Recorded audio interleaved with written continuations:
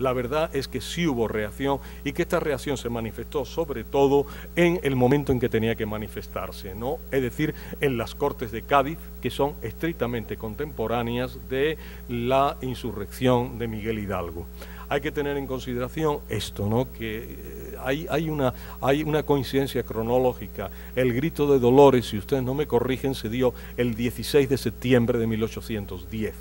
Y del otro estoy aún más seguro, el 24 de septiembre, 8 días más tarde, en la ciudad de San Fernando, la que entonces se llamaba Real Isla de León, se inauguraron las Cortes de Cádiz, que también serán pues muy celebradas este año. Habrá un desfile de todos los diputados que participaron, caracterizados adecuadamente, irán vestidos como diputados del siglo XVIII para celebrar esta efeméride, y finalmente pues se dará una misa como la que se dio para inaugurar las Cortes. Es el único que no irá vestido de época, porque lo dará el actual obispo de Cádiz, ¿no? No se consideró oportuno, ¿no?, que la misa la pudiera dar nadie caracterizado, sino que lo diera realmente una persona que tuviera las cualificaciones para ello. Pero se hará esto.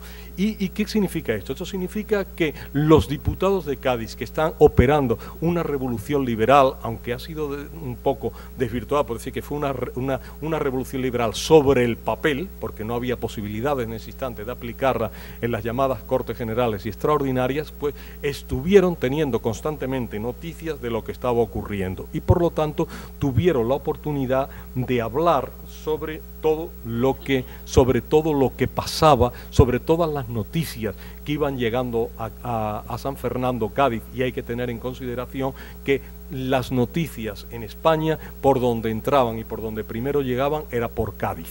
Luego, a partir de ahí, ya se expandían por el resto del país, pero a Cádiz llegaban las primeras. Y entonces los periódicos gaditanos, los diarios de corte y todos los periódicos que se publicaban en este año 10, 11, 12, pues dieron noticias de lo que estaba ocurriendo y tomaron partido y se preocuparon por ello. Es más, tomaron un partido que evidentemente pues era un partido muy negativo sobre lo que estaba pasando.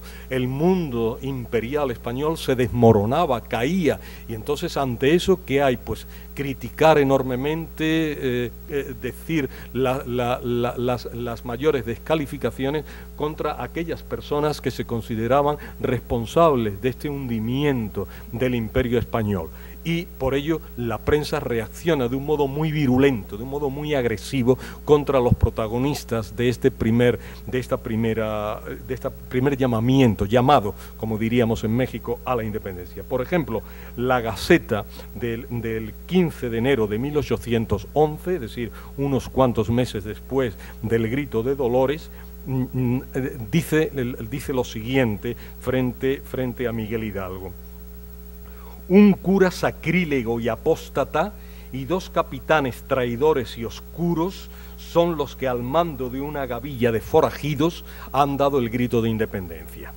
O sea, esta es la descalificación más fuerte que se le ocurre, ¿no? Pero, dice, de todas formas, ya en el propio México, continúa el diario, se está organizando la defensa y la celebración del establecimiento de las Cortes servirá como estímulo de unión y de fidelidad de México de nuevo a la metrópoli. De esta manera, pues, se trataba de acabar, de desmontar y de acabar ante la opinión pública con lo que ellos calificaban de funesta insurrección causada por el apóstata Hidalgo y sus secuaces. Esta era la reacción, una reacción airada, una reacción desproporcionada, pero era la misma que tenía otro periódico que estaba muy atento en Cádiz a lo que estaba ocurriendo en México, porque lo llevaba Juan López Cancelada, que había sido un antiguo funcionario en la propia Nueva España, y por lo tanto sabía de lo que hablaba, pero él todavía lo decía peor. ¿Qué decía, no? ¿Qué opinión tenía de lo que estaba pasando en México? Robos, saqueos, depredaciones, asesinatos, frutos aciagos y amargos de la proscripción más atroz y más injusta que el rencor, la irreligión, la ignorancia y la barbarie fulminaron contra millones de inocentes unidos con nosotros por medio de los lazos más estrechos de la religión, la naturaleza y la política. Es decir, que solamente un grupo reducido al mando de un iluminado, pues había sido capaz de romper los lazos de fidelidad con la mano patria, y reclamaba, como es lógico, desde el Telégrafo Mexicano, era el título del periódico, reclamaba mano dura y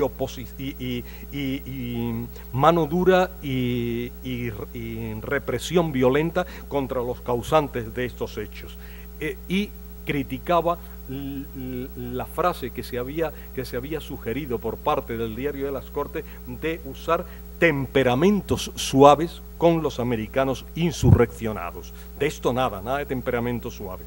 Por el contrario, el Diario de las Cortes predicaba estos temperamentos suaves. Aquello había que ponerlo en sus justos términos. Y, por ejemplo, pues la opinión era unánime tanto de los diputados españoles como de los diputados españoles americanos, que era el título oficial que se daba a los criollos.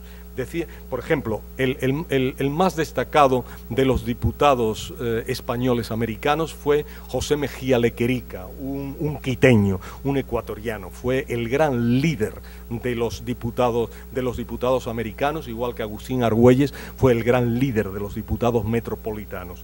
Decía Mejía Lequerica: el olvido que debe concederse a cuantos extravíos se hayan notado en algunos puntos de América desde que todas aquellas provincias de ultramar hayan reconocido a la autoridad legítima. Es decir, olvidemos lo que ha ocurrido y volvamos de nuevo a la paz, y hay que perdonar y no enconar la situación. Pero lo mismo decía el diputado valenciano Francisco Císcar, ¿no?, que decía: hay que hacer un olvido general de lo pasado, para que pueda verificarse la sólida unión entre los españoles de ambos mundos, porque eso es lo que predicaba el primer artículo de la Constitución del 12, que declaraba que España era la unión, la comunidad de los españoles de ambos hemisferios. Esa era la declaración inicial. Y eso era la práctica normal. Otro periódico liberal, El Conciso, hablaba siempre para referirse a Hidalgo y a Morelos, los llamaba los alucinados. No podían creer que pudieran estar haciendo esas cosas más que en un momento de exaltación del espíritu o de irracionalidad, porque si no, no se lo podía explicar. Es decir, que la reacción pues fue una reacción virulenta en frente de ello. Del mismo modo, pues se hablaba de que había que recomponer aquello, que había que olvidar lo que había ocurrido. ¿Por qué? Pues porque el tiempo había avanzado, ya estábamos en los años 12 y 13, por lo tanto Miguel Hidalgo había sido ejecutado, Morelos pues estaba en este instante ya en una situación en que pronto degeneraría en un acorralamiento por parte del ejército realista, y ya había que pensar en una nueva recomposición, de la situación. Y esta recomposición era el retorno a pensar en términos de los mutuos beneficios económicos que obtenían tanto mexicanos como españoles de una buena relación entre ambos países. Una mala relación acabaría totalmente con el comercio. Por lo tanto, era necesario volver a hacer un frente común entre mexicanos y españoles para salvar lo que podía ser salvable de la carrera de Indias. Y esto se hacía igual en España que en México. En México los gachupines que estaban metidos dentro de los consulados de México y de Veracruz tenían un discurso que era el discurso de volver a la situación anterior para que no se produzcan males mayores.